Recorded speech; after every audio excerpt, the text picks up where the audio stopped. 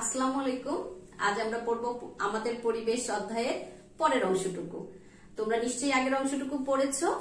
আজ আমরা নতুন যে অংশটুকু পড়ব সেই অংশটুকু তোমাদের ভালো লাগলে জানাবা, আর অবশ্যই আমাকে কমেন্ট করে জানাবা আমার ক্লাসগুলো কেমন লাগছে, কোনো নতুন কোনো ক্লাস তোমাদের জন্য হেল্পফুল হবে কিনা সেক্ষেত্রে সেটা তোমরা আমাকে কমেন্ট বক্সে জানাবে। অবশ্যই লাইক শেয়ার দিতে ভুলবে না, বেশি করে শেয়ার দিলে অন্য সবাই দেখতে পাবে, আর সাবস্ক্রাইব করতে ভুলবে না। আচ্ছা দেখো, আমাদের আজকে আমরা আগের ক্লাসে আমরা পড়েছিলাম উদ্ভিদ এবং প্রাণী পরস্পরের সাথে কিভাবে সম্পর্কিত। সেখানে আমি কিছু ছবি দেখিয়েছিলাম, তোমরা ছবিটা আগের ক্লাসটা দেখলে বুঝতে পারবে যে কিভাবে পরিবেশে আমাদের উদ্ভিদ এবং প্রাণী পরস্পরের সাথে সম্পর্কিত। এখন দেখো, পরিবেশে উদ্ভিদ এবং প্রাণী একে অপরের উপর নির্ভরশীলের আরো কিছু ছবি আমি দেখাবো। ছবিগুলো একটু দেখো তোমরা। এখানে কি আছে দেখো, এখানে একটা গাছে একটা ফুল দেখা যাচ্ছে। ফুল থেকে, এটা থেকে আমরা সবাই চিনি মৌমাছি। মৌমাছি কি করছে দেখো, মৌমাছি ফুল থেকে এই যে এটাকে বলে পরাগ রেণু, হ্যাঁ ফুলের পরাগ রেণু। তাহলে এই ফুলের পরাগ রেণু ও কি করছে, ওইখান থেকে ও মধু নিচ্ছে, তাই না? এই যে মৌমাছিটা কি করবে, এই যে মধু নিতে এসে ও কিছু পরাগ রেণু ওর মুখে এবং ওর শরীরের মধ্যে নিয়ে যাবে, বহন করবে। এই মৌমাছিটা যখন আরেকটা ফুলের উপরে যাবে তখন এই পরাগ রেণু থেকে কি হবে, আরেকটা পরাগ রেণুর যে এই যে স্থানান্তর হবে, এই স্থানান্তরের ফলে এখানে নতুন উদ্ভিদ, নতুন বীজের সৃষ্টি হবে। এই প্রক্রিয়াটাকে বলা হয় হচ্ছে পরাগায়ন। তাহলে এই পরাগায়নের ফলে নতুন উদ্ভিদের যে সৃষ্টি হবে, এই পদ্ধতিটার জন্য অর্থাৎ নতুন নতুন উদ্ভিদ সৃষ্টি হওয়ার জন্য এখানে কে সাহায্য করছে? এখানে সাহায্য করছে মৌমাছি, একটা প্রাণী, তাই তো? তাহলে এখানে উদ্ভিদ এবং প্রাণীর একটা সম্পর্ক দেখা যাচ্ছে। আবার দেখো এখানে কি আছে, এখানে ছবিতে দেখো কি দেখাচ্ছে, এখানে একটা গরুতে কি হয়েছে, এটা কি গোবর সার, এটা আমরা সবাই জানি। তাহলে দেখো এই গরুটা কি খাচ্ছে, উদ্ভিদ খাচ্ছে, অর্থাৎ গাছ খাচ্ছে, তাই তো? গাছ ঘাস এগুলো খেয়ে গরুটা কি করছে, এখানে সে তার বজ্রটা যখন ফেলছে, গোবরটা যখন ফেলছে, তাহলে ওই প্রাণীটা উদ্ভিদের উপর নির্ভরশীল। আবার এই উদ্ভিদ প্রাণীর উপর নির্ভরশীল কিভাবে, এই গরুটা ঘাস খাচ্ছে, আবার গরুটা যে গোবর দিচ্ছে, এই গোবরটা সার হওয়ার কারণে এই উদ্ভিদ আবার সেই সারটা নিয়ে বড় হচ্ছে এবং তার বৃদ্ধি হচ্ছে। তাহলে উদ্ভিদ এবং প্রাণী একে অপরের উপর কিভাবে সম্পর্কিত। আবার এই যে গোবর থেকে সে সার নিচ্ছে, সার নেওয়ার পরে এখানে কি হচ্ছে দেখো, এই গাছটা কি করছে, অক্সিজেন গ্রহণ করছে, কার্বন ডাই অক্সাইড গ্রহণ করছে এবং অক্সিজেন ত্যাগ করছে। এই যে কার্বন ডাই অক্সাইড গ্রহণ করছে এবং অক্সিজেন ত্যাগ করছে, এই কার্বন ডাই অক্সাইডটা আবার ত্যাগ করছে কারা? প্রাণী ত্যাগ করছে। আর অক্সিজেনটা আবার ত্যাগ করছে কে? অক্সিজেনটা ত্যাগ করছে উদ্ভিদ। তাহলে উদ্ভিদ থেকে আমরা অক্সিজেন পাচ্ছি এবং আমরা যে কার্বন ডাই অক্সাইডটা দিচ্ছি, এই কার্বন ডাই অক্সাইডটা উদ্ভিদ গ্রহণ করে খাদ্য বানাচ্ছে। তাহলে উদ্ভিদের খাদ্য তৈরির প্রক্রিয়াটা সম্পর্কেও আমরা জানি যে উদ্ভিদ কিভাবে খাদ্য তৈরি করে।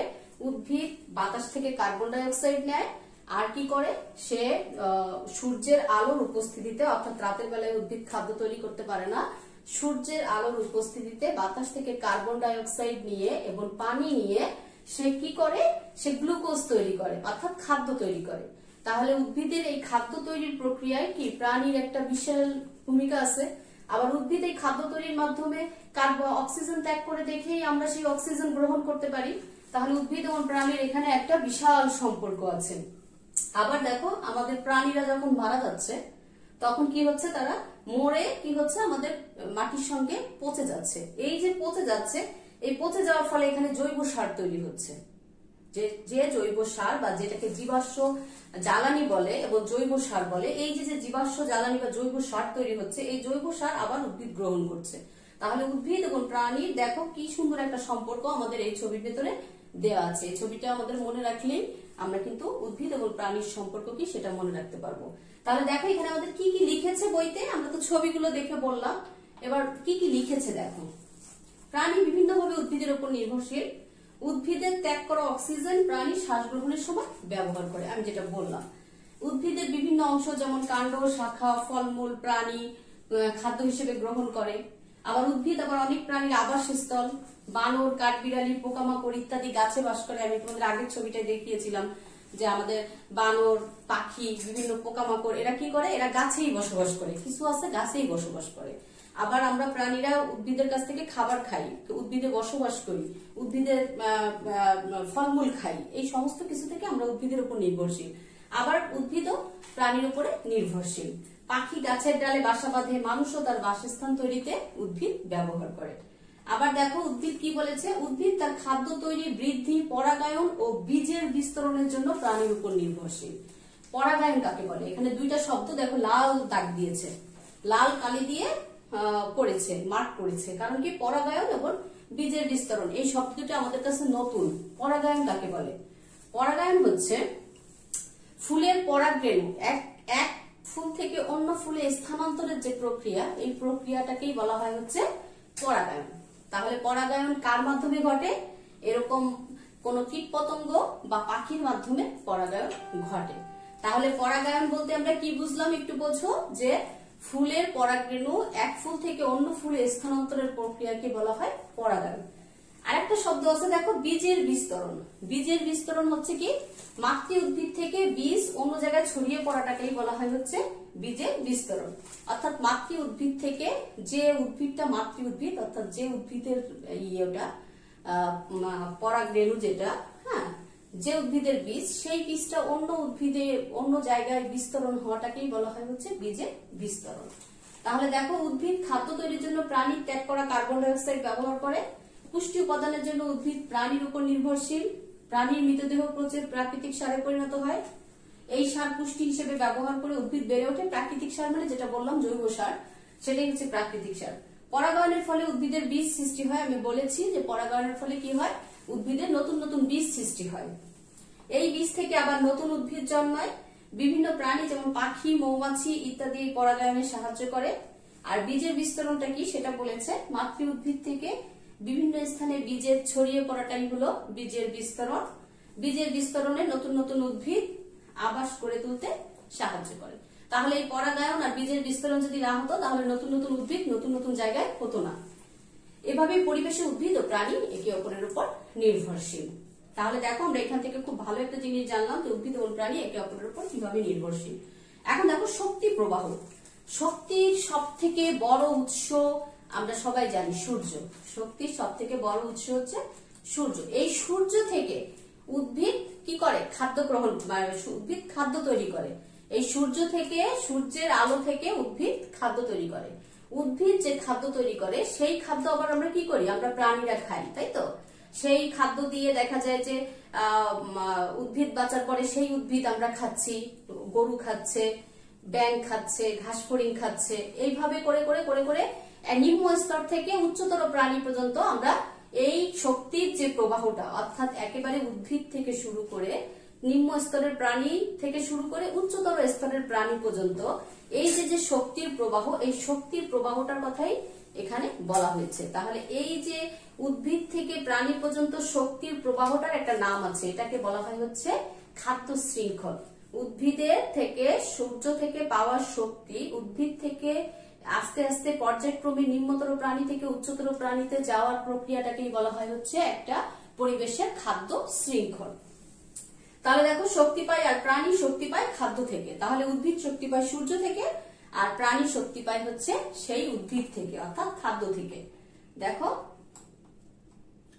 এখানে দেখো আমাদের একটা খাদ্য শৃঙ্খলের ছবি দেওয়া আছে। খাদ্য শৃঙ্খলের ছবি মানে কি, দেখো এখানে ঘাস, ঘাস খাচ্ছে হচ্ছে ঘাস ফড়িংয়ে, অর্থাৎ ঘাস কোথা থেকে হয়েছে, সূর্য থেকে।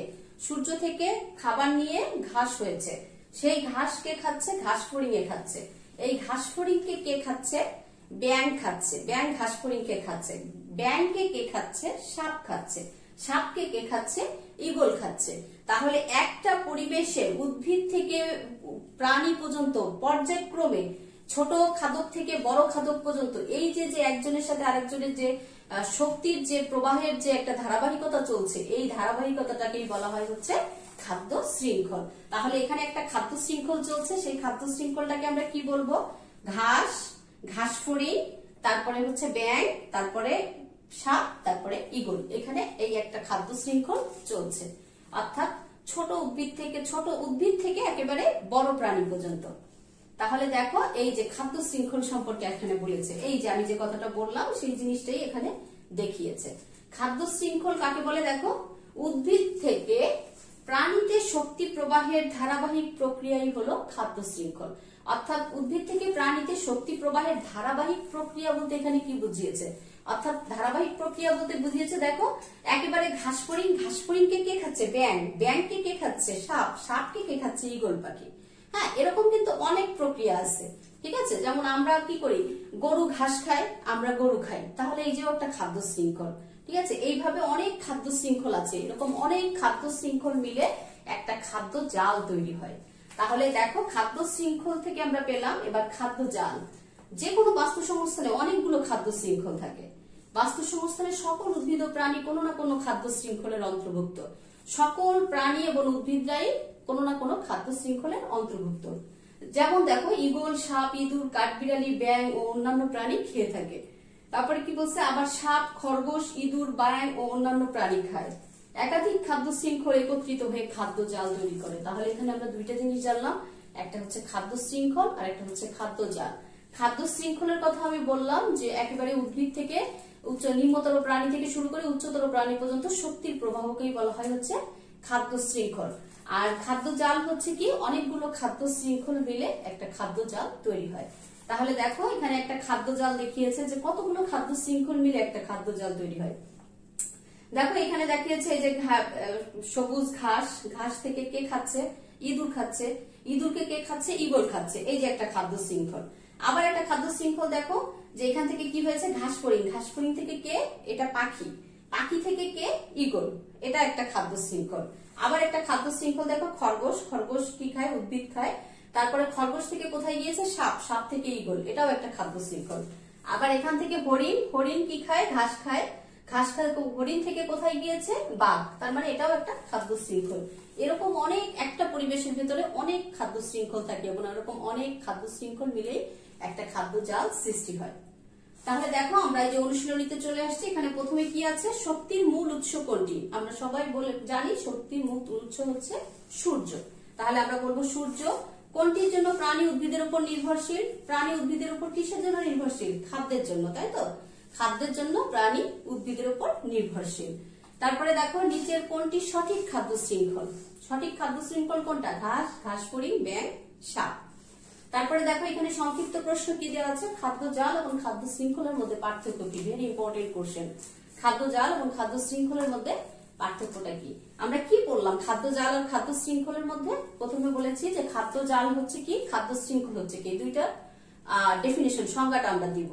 তাহলে দেখো খাদ্য জাল হচ্ছে কি, যে উদ্ভিদ থেকে প্রাণীতে ধারাবাহিকভাবে শক্তির প্রবাহকেই বলা হয় হচ্ছে খাদ্য শৃঙ্খল। আর খাদ্য জাল কি, অনেকগুলো খাদ্য শৃঙ্খল মিলে একটা খাদ্য জাল তৈরি হয়।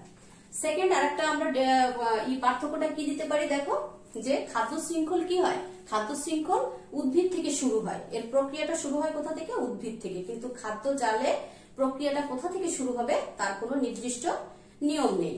তারপরে কি, খাদ্য শৃঙ্খল একটা সরল প্রক্রিয়া, কিন্তু খাদ্য জাল একটা জটিল প্রক্রিয়া। এরকম ভাবে আমরা খাদ্য জাল এবং খাদ্য শৃঙ্খলের পার্থক্য বলতে পারি। তারপরে দেখো উদ্ভিদ কিভাবে প্রাণীর উপর নির্ভরশীল, উদ্ভিদ কিভাবে প্রাণীর উপর নির্ভরশীল, আমরা বললাম যে পরাগায়নের জন্য, বীজের বিস্তরণের জন্য, এইসব কারণে উদ্ভিদ প্রাণীর উপর নির্ভরশীল। এছাড়াও আমরা প্রাণীরা কি করি, প্রাণীরা যে কার্বন ডাই অক্সাইড দেয়, সেই কার্বন ডাই অক্সাইড থেকে উদ্ভিদ কি করে, খাদ্য তৈরি করে, তাই না। বাতাসে পানি, সূর্যের আলোর উপস্থিতিতে এবং বাতাসের পানি, কার্বন ডাই অক্সাইড এবং পানির সাহায্যে কি করে উদ্ভিদ খাদ্য তৈরি করে। এই খাদ্য তৈরিটার প্রক্রিয়াটা কোথা থেকে আসে, আমরা যে কার্বন ডাই অক্সাইডটা ত্যাগ করি সেটা থেকে। তাহলে এইভাবে উদ্ভিদ প্রাণীর উপর নির্ভরশীল। এছাড়াও আমরা কি করি, উদ্ভিদ প্রাণীর উপর কি কি কারণে নির্ভরশীল, মানুষ বা প্রাণীরা যখন মারা যায়, মারা যাওয়ার পরে ওইখানে কি হয়, জৈব সার বা প্রাকৃতিক সার তৈরি হয়। সেই সার কি করে, সেই সার উদ্ভিদ মাটি দিয়ে গ্রহণ করে এবং সেই সার মাটি দিয়ে গ্রহণ করার ফলে তার বৃদ্ধি হয়, পুষ্টি হয়। তাহলে এইসব কারণে উদ্ভিদ প্রাণীর উপর নির্ভরশীল। মানুষ নির্ভর করে এমন তিনটি জড় বস্তুর উদাহরণ দাও, এটা তো খুবই সহজ কথা। মানুষ নির্ভর করে এমন তিনটি জড় বস্তুর উদাহরণ দাও। এরকম জড় বস্তু অনেক আছে, তোমরা যে কোনোটা বলতে পারো। আমরা কি করি, আমরা বাতাস থেকে অক্সিজেন গ্রহণ করে আমরা জীবনযাপন করি, এই অক্সিজেন হচ্ছে কি, জড় পদার্থ। আমরা পানি খাই, পানির অপর নাম হচ্ছে জীবন, এটা হচ্ছে জড় পদার্থ। আমরা যে বাড়ি ঘরে থাকি, সেই বাড়ি ঘর যে ইট, সিমেন্ট, বালি দিয়ে তৈরি, এটা কি, জড় পদার্থ। তাহলে এরকম 3-4টা কেন, হাজারটা দিতে পারবা। পরাগায়ন কাকে বলে এটাও আমি পড়ানোর সময় তোমাদেরকে পড়িয়েছি, যে পরাগরেণু, ফুলের পরাগরেণু এক ফুল থেকে অন্য ফুলে স্থানান্তরের প্রক্রিয়াটাকেই বলা হয়েছে পরাগায়ন। তাহলে আমরা এই অধ্যায় সম্পর্কে জানলাম। এই অধ্যায়ে বিকিউ গুলো তোমরা নিজেরা পড়ে নিবা, ব্রড কোশ্চেন গুলো তোমরা নিজেরা পড়ে নিবা, এবং এই পর্যন্ত তো আমি বলেই দিলাম। পরবর্তীতে দেখা হবে নতুন ক্লাসে নতুন ভাবে। খোদা হাফেজ, পড়বে সবাই, আর সাবস্ক্রাইব করতে কেউ ভুলবে না। ওকে, খোদা হাফেজ।